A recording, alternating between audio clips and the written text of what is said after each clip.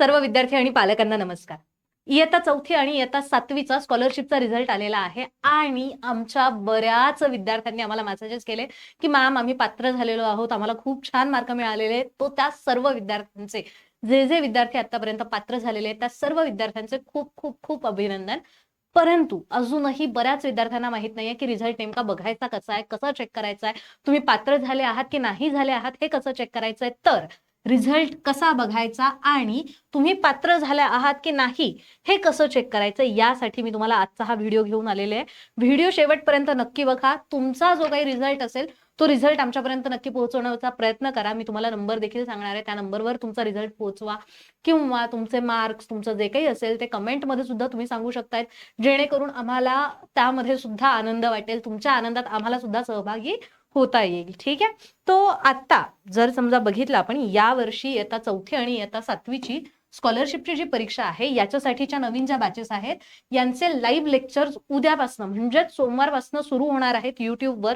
जर तुम्हाला बॅचेस बघायच्या असतील, बॅचेस विकत घ्यायच्या असेल तर त्याच्या आधी तुम्ही डेमो लेक्चर्स नक्कीच बघा युट्यूबवरचे, म्हणजे तुम्हाला लक्षात येईल की कशा पद्धतीने लेक्चर्स हे इग्नाइट अकॅडमीमध्ये घेतले जातात. स्कॉलरशिप सोबतच नवोदयची जी परीक्षा आहे त्याच्या बॅचेस, NMMS ची जी परीक्षा आहे त्याच्या बॅचेस, ऑलिम्पियाड इयत्ता 5वीच्या गणिताचा आणि होमी विभागाचं या सर्व गोष्टींच्या बॅचेस ज्या आहेत त्या सुरू होत आहेत आणि या सर्व बॅचेस साठीचे डेमो लेक्चर्स जे आहेत ते देखील उद्यापासून सुरू होत आहेत. त्यामुळे उद्यापासून युट्यूबला लाईव्ह लेक्चर्स नक्की बघा आणि तुम्हाला जर लेक्चर आवडले तर बॅच विकत घ्या. ठीक आहे. आता रिझल्ट कसा बघायचा हे आपण बघूयात. तो रिझल्ट बघण्यापूर्वी कोण कोण पात्र झालंय कशा पद्धतीने कळणार तुम्हाला की तुम्ही पात्र झालायत की नाही झालाय. तर तुम्हाला जर 40% जास्तीचे मार्क पडलेले असतील दोन्ही पेपरमध्ये तर तुम्ही पात्र झालेले आहात. ठीक आहे. मग आता दोन्ही पेपरमध्ये म्हणजे कसं, तर आपण जर बघितला पेपर 1 जो आहे तो पेपर 1 150 मार्कांचा आहे. 150 पैकी तुम्हाला 60 पेक्षा जास्त मार्क पाहिजे. ठीक आहे. आणि तसंच सेम पेपर 2 सुद्धा 150 मार्कांचा आहे, त्याच्यामध्ये सुद्धा तुम्हाला 60 पेक्षा जास्तीचे गुण जे आहेत ते पाहिजे. जर तुम्हाला 60 पेक्षा जास्त गुण पेपर 1 पेपर 2 दोघांमध्ये 60+60 असं 120 मार्कांपेक्षा जास्त जर असतील तर तुम्ही पात्र झालेले आहात. ठीक आहे. मग आता ह्या सगळ्या विद्यार्थ्यांनी रिझल्ट कसा चेक करायचा तर त्याच्यासाठी तुम्हाला ही जी वेबसाईट आहे, ठीक आहे, स्कॉलरशिपचा रिझल्ट बघण्यासाठी किंवा स्कॉलरशिपचं सगळं काही जे काही अपडेट्स आहेत त्या अपडेट सगळ्या तुम्हाला या वेबसाईटवर येत असतात. ती वेबसाईट तुम्हाला क्लिक करायची आहे. तुम्ही चेक करा, वेबसाईट लिहून घ्या कुठेतरी म्हणजे तुम्हाला ती वेबसाईट नंतर जाता येईल. ठीक आहे.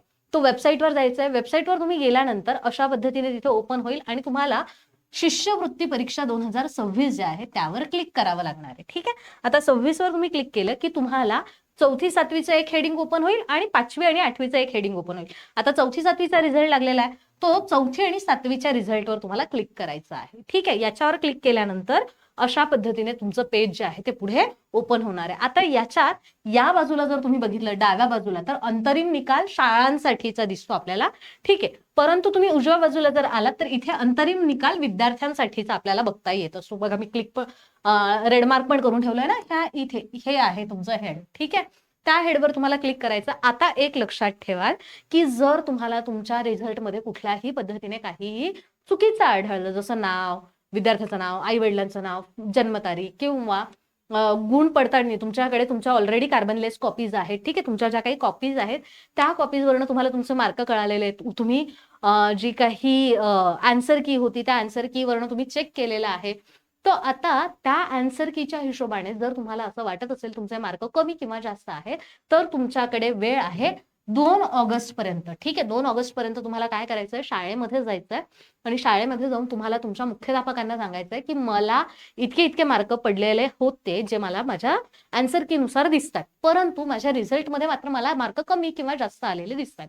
तर तुम्हाला ते काय करावं लागणार आहे, शाळेत जाऊन सांगावं लागणार आहे. किती तारखेपर्यंत, 2/8 पर्यंत, 2 ऑगस्ट पर्यंत. 2 ऑगस्टच्या नंतर कुठल्याही पद्धतीने तुमचं नाव किंवा तुमचा पत्ता किंवा तुमचं आईचं नाव, तुमची बर्थ डेट, तुमचे मार्क काहीही चेंज होणार नाही. ठीक आहे.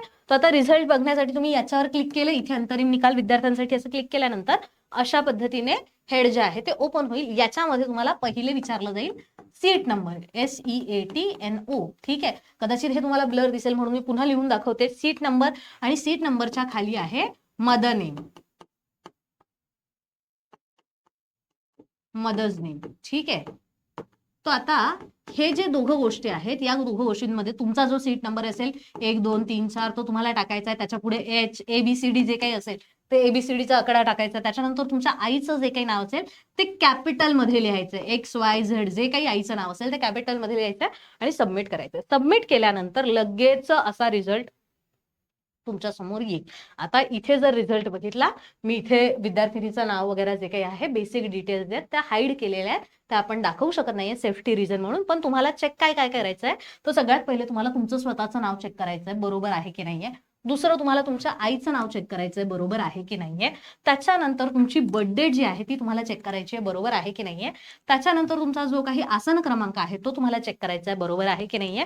त्याच्यानंतर तुमचं जे आरक्षण आहे ते आरक्षण तुम्हाला चेक करायचंय. कुठल्या कास्टमध्ये तुम्ही आहात, जनरल आहे, ओबीसी आहे, एससी आहे, एसटी आहे, जे काही असेल ते तुम्हाला चेक करायचंय. आणि नंतर तुम्हाला चेक करायचंय तुम्हाला किती गुण मिळालेले आहेत. आता जसं या विद्यार्थिनीला जर आपण बघितलं तर या विद्यार्थिनीला पेपर 1 मध्ये 150 पैकी 122 मार्क मिळालेले आहेत. म्हणजे 81% तिला पेपर 1 मध्ये मिळालेले आहेत. आणि पेपर 2 मध्ये जर बघितलं तर त्या विद्यार्थिनीला 150 पैकी 112 मार्क मिळालेले आहेत. म्हणजे 74% मिळालेले आहेत. दोघांचे जर सगळं आपण काउंट केलं तर तिला 78% हे मार्क पडलेले आहेत.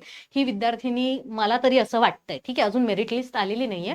मेरिट लिस्ट आल्यावर आपण बघूयात. परंतु ही विद्यार्थिनी खूप जास्त चान्सेस आहेत हिचे मेरिट मध्ये येण्याचे, ठीक आहे. तर त्याच्यामुळे लक्षात ठेवा की तुम्हाला किती मार्क आहेत ते तुम्हाला चेक करायचे. आता याच्यात असं असू शकतंय की ज्या वेळेला तिने चेक केलं, तिने ज्या वेळेला तिची आन्सर की चेक केली त्यावेळेला तिथे 122 च्या ऐवजी 124 असतील, ठीक आहे. तिला असं वाटेल की मला 2 मार्क कमी पडले, त्या 2 मार्कांनी तिचं मेरिट जाऊ शकतं. त्याच्यामुळे मग काय करायचंय तुम्ही, हे जे तुम्हाला असं वाटतंय की मार्क कमी किंवा जास्त आहेत त्याच्याकरता तुम्हाला तुमच्या जे काही हे संकेतस्थळ जे दिलेलं आहे, ठीक आहे, तेच संकेतस्थळ जे काही वेबसाईट दिलेली आहे त्याच वेबसाईटवर शाळेच्या याच्यावरनं लॉग इन करावं लागणार आहे. आणि मुख्याध्यापकांकडनं एक लेटर जे आहे ते तिथे अपलोड करावं लागतं. ती सगळीच्या सगळी प्रोसेस तुमच्या शाळेला माहिती असते. त्याच्यामुळे तुम्हाला फक्त काय करायचंय, तुमच्या शाळेपर्यंत जाऊन पोहोचायचं आहे. किती तारखेपर्यंत, 2 ऑगस्ट पर्यंत. त्याच्यानंतर तुमचे कुठल्याही पद्धतीचे जे काही चेंजेस असतील ते चेंजेस ऍक्सेप्ट केले जाणार नाही, ठीक आहे. तो लवकरात लवकर तिथे जा, सगळं छान शांततेत वाचा. तुम्ही वाचा म्हणजे तुम्हाला लक्षात येईल की काय काय करावं लागणार आहे, ठीक आहे. बट मोस्टली तेच आहे. आणि एक सगळ्यात महत्वाचं की जर तुम्हाला काही पडताळणी असेल, जसं गुण पडताळणी जर असेल तर तुम्हाला 50 रुपये जे आहे प्रत्येक पेपर करता, म्हणजे पेपर 1 मध्ये जर तुमची गुण पडताळणी असेल तर त्याच्याकरता 50 रुपये, आणि पेपर 2 मध्ये जर तुमची गुण पडताळणी असेल तर त्याच्याकरता 50 रुपये. तर असे प्रत्येक पेपर करता 50 रुपये जे आहेत ते तुम्हाला जमा करावे लागणार आहे, ठीक आहे. तो बाकीच्या ज्या काही माहिती आहे ही बाकीची माहिती तुम्हाला शाळेतनं सुद्धा मिळेल. लवकरात लवकर तुमचं गुणपत्रक चेक करा. तुमचे जे काही मार्क असतील ते आमच्यापर्यंत पोहोचवा. कसे पोहोचवायचे ते देखील मी तुम्हाला सांगते. तुम्हाला फक्त काय करायचंय, 8983345857 या नंबरवर व्हॉट्सअपला तुमचं जे काही स्कोअर कार्ड आहे ते स्कोअर कार्ड पाठवायचंय. म्हणजे आम्हाला सुद्धा खूप आनंद होईल, ठीक आहे. अजून जर तुम्हाला नवीन काही बॅचेस लावायचे असतील तर नवोदयची बॅच आपल्याकडे सुरू होते, स्कॉलरशिपच्या बॅचेस आपल्याकडे सुरू होत आहेत, 5वी गणिताचं ऑलिम्पियाड आपल्याकडे सुरू होत आहे, NMMS आपल्याकडे आता लगेच सुरू होत आहे, आणि होमी बाबा आपल्याकडे आता लगेच सुरू होत आहे. तर या सगळ्या ज्या बॅचेस आहेत त्या आपण लवकरच सुरू करतो आहोत. उद्यापासून त्याचे लाईव्ह लेक्चर सुद्धा आपले सुरू होणार आहेत. लवकरात लवकर बॅचेस जॉईन करा. लवकरात लवकर तुमचा जो रिझल्ट असेल तो सुद्धा आमच्यापर्यंत पोहोचवा, ठीक आहे. थँक्यू.